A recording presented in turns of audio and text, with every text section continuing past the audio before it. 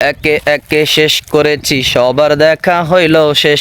দেখতে দেখতে গোল্লায় গেল আমার সোনার বাংলাদেশ। এই বরাবরের মতো আবারও সেই মরুভূমিতে ভাই একবারে সৌদি আরব মরুভূমি। আর একটা গোপন কথা কই, একটু সামনে যায় কই, জাহিদের অনেক হাগা পাইলো বুঝছেন।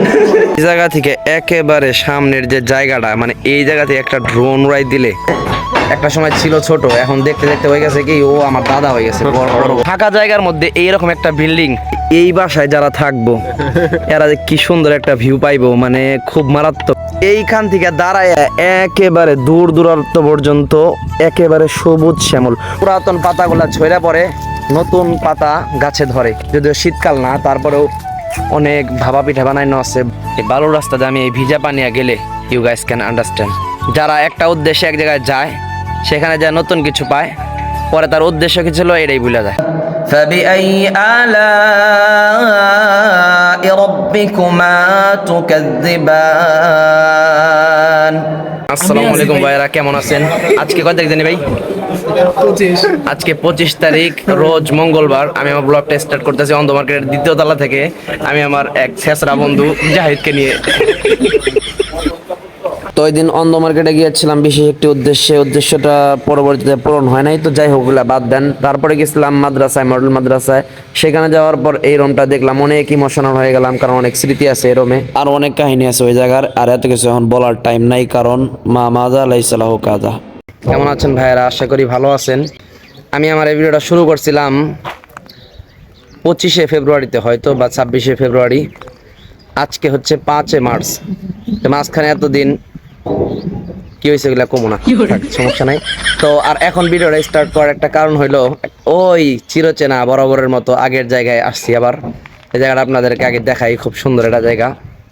কতবার ওই জায়গাতে ছিলাম না আমরা। আরেকটা জিনিস, ওই যে দূরে যে মসজিদটা আপনারা দেখতেছেন, ওই মসজিদে গেছিলাম গতবার। জায়গাটা আগের মতোই আছে, খুব সুন্দর আছে। আজকে অনেক রোদ, এই কারণে এই জায়গায় যে বিল্ডিং এর উপরে দাঁড়ায় আছি, এটা হলো মোটামুটি একতলার উপরে না, 3 তলা বিশিষ্ট বিল্ডিং। বা যাই হোক, দ্বিতীয় তলায় দাঁড়িয়ে আছি। তো এখানে ছিল না গত বছর, এই বিল্ডিংটা ছিল না।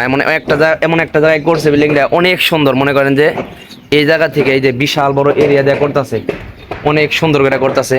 প্রিয় ভাইয়েরা, এখানে অনেকক্ষণ ছিলাম, বুঝতে পারছেন। তো এখানে থাকার পর অনেক কিছু দেখলাম। এগুলো আপনার দেখানোর মতো কোনো জিনিস না, কারণ এখানে আমরা নন্দন পার্কে আসি নাই যেগুলো দেখাইতো আপনাদের। তো যাই হোক, এখন আমি চিন্তা করছি এইখান থেকে ওই যে জায়গাটা গতবার যাওয়া হয় নাই, সেই জায়গাটায় যাবো ইনশাআল্লাহু তাআলা। বরাবরের মতো আমার সাথে সেই ছেলেটাই আছে, যে ছেলেটা গতবার ছিল। ওর নাম ইউসুফ। দেখতে দেখতে মানে ও আমার সাথে একটা সময় ছিল ছোট, এখন দেখতে দেখতে হয়ে গেছে কি ও আমার দাদা হয়ে গেছে, বড় ভাই হয়ে গেছে। ভালো লাগে। হ্যাঁ, ইনশাআল্লাহ। এই ছেলেটার ব্যাপারে আমি কি কমু, মানে আমি গত 3 বছর, কত হচ্ছে এখানে, এটা আমার 4র্থ বছর। গত 3টা বছর শুরু থেকে এই ছেলেটা আমার সাপোর্ট দিছে, আমার সবসময় সহযোগিতায় আমার পাশে, মানে আমার যে পরিমাণ খোঁজ খবর রাখে, অন্য কোনো প্লাবন এরকম রাখে না। আর অনেক মনের কথা আছে, সেগুলো হয়তো আমি পরে এক সময় বলে দেবনি সমনি ওর ব্যাপারে, কারণ তার সামনাসামনি কারো প্রশংসা করাটা নট অ্যালাউ, পসিবল না, মানে ঠিক না। এখন আপনাদেরকে একটু দেখাই যে ও আমার মেসেঞ্জারে কি পরিমাণ মিস করে বা কি পরিমাণ SMS দেয়। ভাই এখন কোন জায়গায় আছেন, কোথায়? তারপরে মানে মারাত্মক খোঁজ খবর নেয়। আর কি আছে এদিকে? আসসালামু আলাইকুম ভাই, আপনার মোবাইলে ভাই ভালো আছেন? আপনি আসতেছেন কবে ভাই? আমার কথা দেখছেন, আল্লাহ কবুল করছে। আমি তো আপনাকে বলছিলাম এবারও আপনারা 2 জন থাকবেন, তা হয়েছে।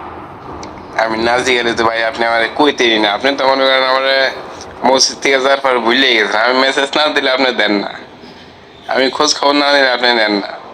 ভাই এটা কেমন না ভাই? আপনি হলো আমার বড় ভাই, দাদা। তো ভাই যেদিন আসবেন আমাকে ফোন দিয়েন। বিল্ডিংটা কেমন জানেন, মানে একেবারে পেঁচাই না বুঝাই না, গোল এলোমেলো এলোমেলো আর কি, চুক্কা সিস্টেমের। তো পরে আমি ওর জিজ্ঞেস করলাম এই বিল্ডিংটা এমন কেন। ও পরে আমার কইতাছে যে মানে তার জায়গা এত ঢোক আছে, এরকম চুক্কা জায়গা পাইছে সে, এরকম কোনাইতে জায়গা পাইছে, তার এইটুকের ভিতরে বিল্ডিং বানাইতে হইব। আর এরকম ভাবে বিল্ডিং বানালে কারা যেন ডাক দেওয়ার লাগে, ইঞ্জিনিয়ারিং এ ডাক দিলেই যথেষ্ট। ওই ইঞ্জিনিয়ার ডাক দেওয়ার লাগে। আর ইঞ্জিনিয়ার ডাক দিলে মোটামুটি 10-এর নিচে তো পরে এনে আসলে বুঝবেন। আর হইলো এখন মনে করেন যে যেই পরিমাণ রোদ আছে এই রোদটা গায়ে লাগে না, মানে হালকা হালকা শীতের রোদ, ঠিক আছে না? আর একেবারে যদি গরমের চৈত্রি মাস না কোন মাস জানি কয়, সেই মাসে যদি আসতাম এই জায়গায়, হ্যাঁ ও আর এই সুন্দর দেখেন রাস্তা বানায় রাখছে না সুন্দর করে, মানে এই বালুর উপর দেয় একটা কি রাস্তা কয় জানি রে, সাব রাস্তা বানায় রাখছে খুব সুন্দর। আসলে যদিও সাব রাস্তা বানাইছে শব্দটা ইংরেজি, রাস্তাটা সাপ না, সাব রাস্তা বানাইছে কিন্তু রাস্তাটা সাপ না, পরিষ্কার না।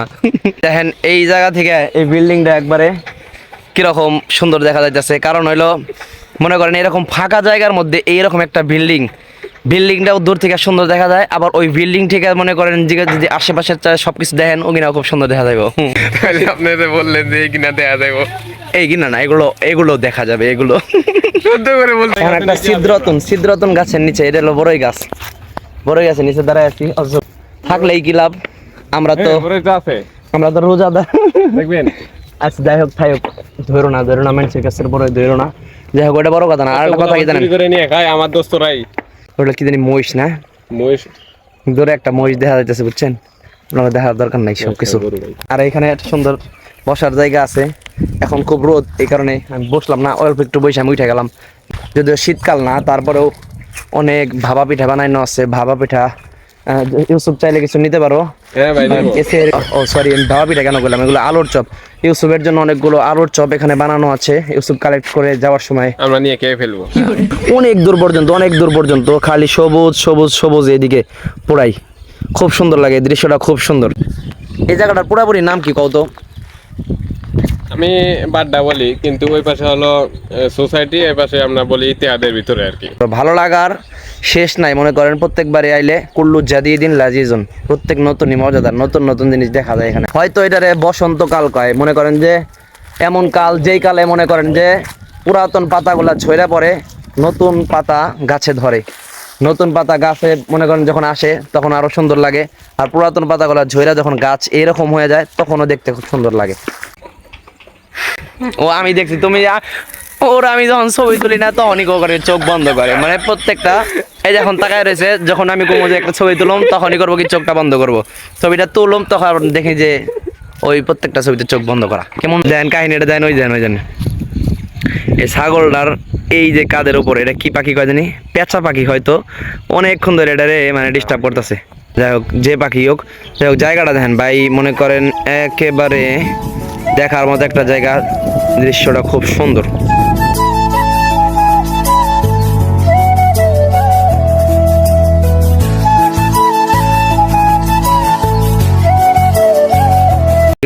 আমরা আর কি আলি কই, মূলত সঠিক উচ্চারণ হইলো এগুলা হালি। তো এই যে হালিগুলা ছোট ধান লাগায় আর কি, দেখছেন তো সবকিছু এত বোঝায় কওয়া দরকার নাই। বলে পাতো তো হ্যাঁ অনেক জায়গায় পাতো বলে, পাতো তোমরা পাতো বলো ওই জায়গায়। তো যাই হোক ওরা পাতো নাকি ঘোড়ার ডিম পাতো বোধা উপর রাস্তা ফুটলা থাকো, যাই হোক একটা কিছু বলে। তো এইগুলা না এখানে হইতাছে কি একাই বড় হয়ে যাইতেছে, এই জায়গাটা উঠাইতেছে না, মানে এই যে এক লেভেলেই বড় হইতাছে, এখানে মনে হয় ধান হয়ে যাবে এগুলা। জঙ্গলের এই জায়গায় এত সুন্দর একটা মসজিদ দেখে খুব ভালো লাগলো, সাধারণ সেই মসজিদ না, একেবারে মনে করে টাইলস করা মসজিদ, খুব সুন্দর টাইলস করা। আমি শখ কইরা বুঝছেন এখানে না একটু পানি দেখলাম, ক্লিয়ার পানি ছিল, এই কারণে পাটা আমি ভিজাইলাম। এখন পা ভিজানোর পরে দেখেন এখন আমার রাস্তা হলো এই যে এরকম বালুর রাস্তা, এই বালুর রাস্তাতে আমি এই ভিজা পানিয়া গেলে ফলাফল কি হইব, you guys can understand. Guys শুনছেন আপনারা কাহিনী, এখন হইলো পুরাপুরি মনে করেন যে সবাই বাজে 3:45 দেখলাম ঘড়িতে, 3:45 রোজার মাস, চিন্তা করেন 3:45 বাজে, এখন ওই দিক থেকে আজানের আওয়াজ আসতেছে মসজিদে। চিন্তা করেন এটা মানে কি কম, আমি আল্লাহ জানি না, এরা কি কোন মাযহাবের লোক, কোন দলের লোক, আমি কিছু বুঝলাম না এগুলা। যে পাশে একটা পুকুর আছে, পুকুরটা যদিও খুব বেশি পানি নাই, কিন্তু পুকুরটার জন্য সুন্দর একটা এখানে সিঁড়ি বানাইতেছে, সিঁড়ি। এটা দেখাইলাম হলো 2025 সালের মার্চ মাসের 5 তারিখ। ইনশাল্লাহ ভবিষ্যতে যদি আবারও এখানে আসা হয়, আল্লাহ তাআলা আনেন, তো আবার সামনের বছর 26 সালে ইনশাল্লাহ দেখাবো এই জায়গাটা। মানে আমি যে আইছিলাম আমার কি একটা প্ল্যান ছিল মনে হয়, আমি প্ল্যান ভুলে গেছি একবারে, মানে কিছুই কুছ ভি ইয়াদ নেই মুঝে क्या करूं मैं इस वक्त। গতকালকে গেছিলাম বাহিরে, তো সেখানে যাওয়ার পর সেখানে আমি বলছিলাম যে একটা উদ্দেশ্যে গেছিলাম, তো সেখানে যাওয়ার পর উদ্দেশ্যটা আমি ভুলে গেছি। তো উদ্দেশ্যটা ভুলে গেছি বলতে কি, ওইখানে মানে প্রথম প্রথম যে গতবার যেমন কোরআন তেলাওয়াত করছিলাম ওইখানে যে কোরআন তেলাওয়াত করা উচিত ছিল। তো এই কারণে মনে হইতেছিল যে কিছু একটা হয়তো ভুলে যেতেছে আমি। তো যেহেতু গতকালকে আমি ওখানে কোরআন তেলাওয়াত করতে পারিনি, আবারও যাবো ইনশাল্লাহ। কিন্তু কোরআন তেলাওয়াতটা জরুরি। স্পেশালিভাবে কেউ একজন একটা রিকোয়েস্ট করছে কোরআন তেলাওয়াত শুনবে, তো এমনিতেও কোরআন তেলাওয়াত করা দরকার, রমজান মাস। সে একটা সূরা সিলেক্ট করে দিয়েছেন, তো সেটা আমি তেলাওয়াত করি একটু। সাদাকাল্লাহুল আযীম। প্রিয় ভাইয়েরা আমার, আজকের ভিডিওটা আমি এই পর্যন্তই শেষ করব। তো আপনাদেরকে এখন কিছু কথা বলি, যদি আপনাদের কাজ থাকে তাহলে কথাগুলো না শুনলে ভালো হয়। একটু চিন্তা করে দেখেন, আমি যতটুকু মনে করি আল্লাহ তাআলা আমাদের জন্য এইবারের রমজানটাকে অনেক বেশি সহজ করেছেন, আলহামদুলিল্লাহ। কারণ এখন হালকা হালকা শীতকাল আছে, এমনিতেও দিনটাও গতবারের তুলনায় একটু ছোট, আবার রৌদ্রের তাপও অনেকটাই কম। আর এটা একজন রোজাদারের জন্য অনেক বড় নিয়ামতপূর্ণ বিষয়। আর এত নিয়ামত পাওয়ার পরেও অনেক মানুষ রোজা ছেড়ে দিচ্ছে, রোজা রাখছে না। এর সমস্যা কি জানেন? ওই যে দেখেন তাকায় কাজ করতেছে, আর এই কাজটা কেন করতেছে? টাকার জন্য। আর শুধু এই মানুষরা না, আর অনেক মানুষ যারা টাকার জন্য এই রমজান মাসে নিজেদের চরিত্রকে নষ্ট করে দিচ্ছে। আর আপনারা এইসব খুব ভালোভাবেই জানেন, কারণ বর্তমানে সবজি বিক্রেতারা, কাঁচামালের ব্যবসায়ী যারা আছেন, তারা একেবারে এক ধরনের জালেম ব্যবসায়ী হিসাবে পরিণত হয়েছে। এরপরে আরো দুই শ্রেণীর লোক বাকি আছে যারা নিরীহ জনগণের ওপর জুলুমের স্টিম রোলার চালাবে, আর তারা হচ্ছে পোশাক বিক্রেতা ও গাড়ি ড্রাইভাররা। আর এই সব কিছু কিসের জন্য?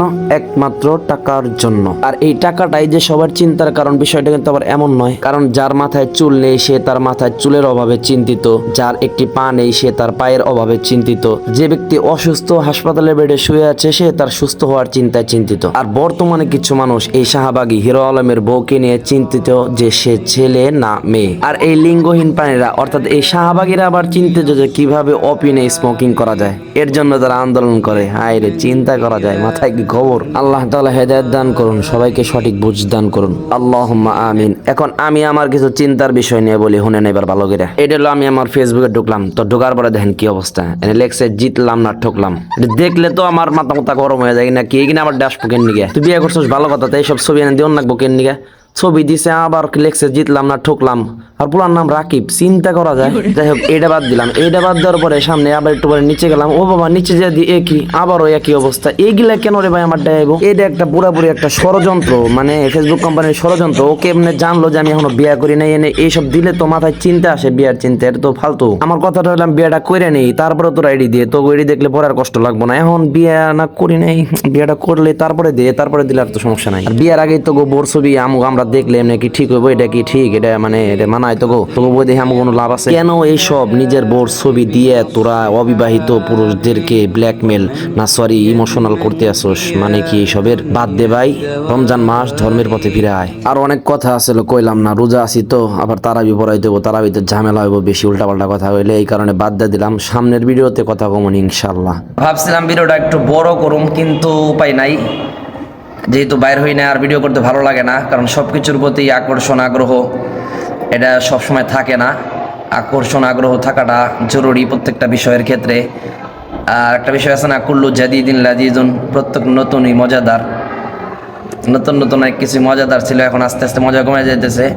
তো যাই হোক, আজকের ভিডিওটা এই পর্যন্তই। তো সকলে ভালো থাকবেন, সুস্থ থাকবেন। আল্লাহ তাআলার কাছে দোয়া করি আল্লাহ তাআলা যেন সবাইকে সুস্থ শরীরে এই রমজানের 30টি রোজা রাখার তৌফিক দান করেন, আমিন। আসসালামু আলাইকুম ওয়া রাহমাতুল্লাহি ওয়া বারাকাতুহু।